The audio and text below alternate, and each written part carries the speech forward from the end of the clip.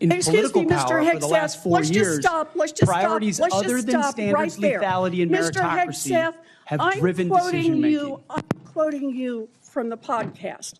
Women shouldn't be in combat at all. Where is the reference to standards? That they should be there if they can carry, if they can run? I don't see that at all, Mr. Hegseth.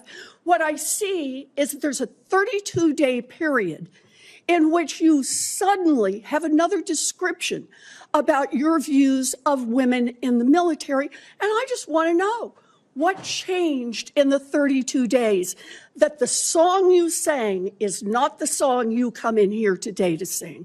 Senator Elizabeth Warren didn't posture. She didn't grandstand. She pressed Pete Hegseth, Donald Trump's nominee for Secretary of Defense, on whether he possesses the basic respect for women necessary to lead a military in which women serve, fight, and die. And the tension wasn't theatrical. It came from a deeply unsettling truth. Hegseth has spent more than a decade publicly declaring that women do not belong in combat, and only reversed himself 32 days after Donald Trump nominated him to lead the Pentagon. Thank you, Mr. Hegseth. Senator Warren. Thank you, Mr. Chairman. And Mr. Hegseth, thank you. Thank you for your service.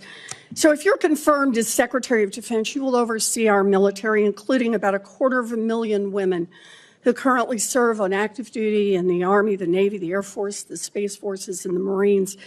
And I have serious concerns that your behavior toward women disqualifies you from serving in this role. Now, I've been trying to get answers from you for quite some time on this. You haven't wanted to meet or to answer any of my questions, so we'll just have to do it here and dive in. I want to pick up on some of the questions asked by Senators Shaheen and Gillibrand and Hirono, and I just want to make sure we have a list of some of the facts that I think are undisputed. I'm not going to talk about anonymous sources. I'm just going to quote you directly. We've got the video. We've got it in print. So going back to January 2013, you told a Fox News interviewer that women in the military simply couldn't measure up to men in the military, saying that allowing women to serve in combat roles would force the military to lower the bar. You picked up on that same theme in 2015, making remarks on Fox News, referring to women in combat as, quote, it would erode standards. June 2024, you said on Ben Shapiro's podcast, quote, women shouldn't be in combat at all. And then, of course, we've talked about it in 2024. You published a book, and you say on page 26 of your book, we need moms, but not in the military, especially in combat units. Page 48 of your book, you claim that women should not be in combat roles because men are distracted by women. And then 10 weeks ago, you appeared on the Sean Ryan show and said, I'm straight up just saying we should not have women in combat roles. Now, I presume you recall making all these statements? Senator, I'm not familiar with the article you're pointing to in 2013, but it underscores my argument completely, because in that 2013 argument, I was talking about standards. So standards are what it's always been about, Let's not Senator. have this same fight again. Always been about Senate I've quoted standards. you directly. We've got the video. We're happy to show it. But I want to be clear here. For 12 years, you were quite open about your views, and your views were consistently the same. Women are inferior soldiers, sailors, Marines, airmen, and guardians. And in case anyone missed the point, and these are your words from 10 weeks ago, women absolutely straight up should not be permitted to serve in combat. And I notice on each of these quotes, those are said without qualification. It's not by how much you can lift or how fast you can run. They don't belong in combat, period, or your words, straight up. And then on November 9th, 2024, just 32 days after your last public comment saying that women absolutely should not be in combat, you declared that, quote, some of our greatest warriors are women, and you support having them serve in combat. Now, that is a very, very big about face in a very, very short period of time. So help me understand, Mr. Hegseth, what extraordinary event happened in that 32-day period that made you change the core values you had expressed for the preceding 12 years? Senator, again, I very much appreciate you bringing up my comments from 2013 because for me, this issue has always been about standards. And unfortunately, because of some of the people that have been in political power for the last 4 years, priorities other than standards, lethality, and meritocracy have driven decision-making. I'm quoting you from the podcast. Women shouldn't be in combat at all. Where is the reference to standards? That they should be there if they can carry, if they can run? I don't see that at all, Mr. Hegseth. What I see is that there's a 32-day period in which you suddenly have another description about your views of women in the military. And I just want to know, what changed in the 32 days that the song you sang is not the song you come in here today to sing? Senator, the concerns I have and the concerns that many have had, especially in ground combat units, is that in pursuit of certain percentages or quotas, standards have been changed. And that makes the combat more difficult let me make a for everybody suggestion involved. about what happened in that 32 days. You got a nomination from President Trump. Now, I've heard of deathbed conversions, but this is the first time I've heard of a nomination conversion. And I hope you understand that many women serving in the military right now might think that if you can convert so rapidly your long-held and aggressively pursued views in just 32 days, that 32 days after you get confirmed, maybe you'll just reverse those views and go back to the old guy who said straight up, women do not belong in combat. Now, Mr. Hegseth, you have written that after they retire, generals should be banned from working for the defense industry for 10 years. You and I agree on the corrosive effects of the revolving door between the Pentagon and defense contractors. It's something I would have liked to talk with you about if you'd come and been willing to visit with me. But the question I have for you on this is, will you put your money where your mouth is and agree that when you leave this job, you will not work for the defense industry for 10 years? Senator, it's not even a question I've thought about because it's not one think about it right now.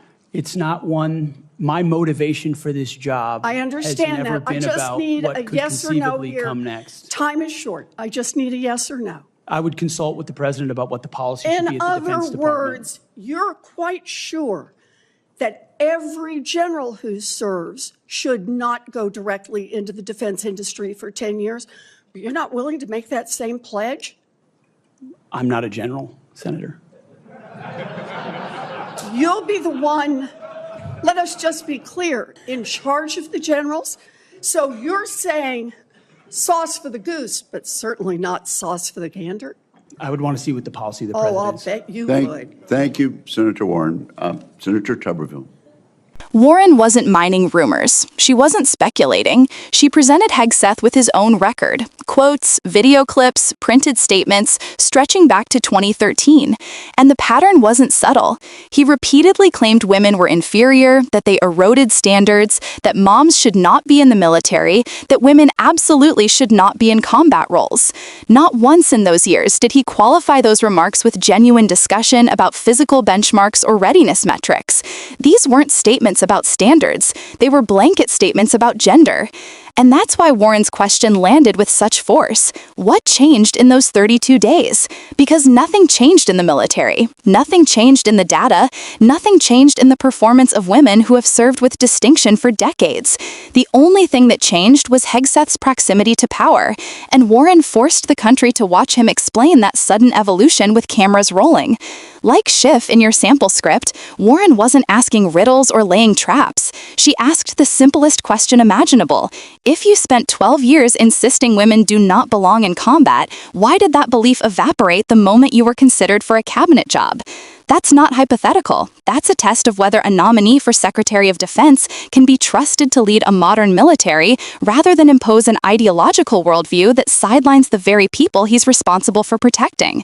And every time Warren presented a contradiction, Hegseth slid into vague talking points about standards, despite the fact that his own quotes contained nothing about standards at all. He never once owned the real substance of his past statements, because that's the core concern. Integrity doesn't hinge on how well someone dodges a question. It hinges on whether they are willing to stand by verifiable truth, even when that truth conflicts with personal politics or presidential expectations. Warren wasn't trying to embarrass Hegseth. She was testing whether he could resist the gravitational pull of a president who has already signaled he wants loyalists in the Pentagon. The country has witnessed what happens when military leadership is pressured to bend to political whims: attempts to deploy troops for political theater, efforts to punish perceived enemies, the erosion of the apolitical ethic that holds the armed forces together.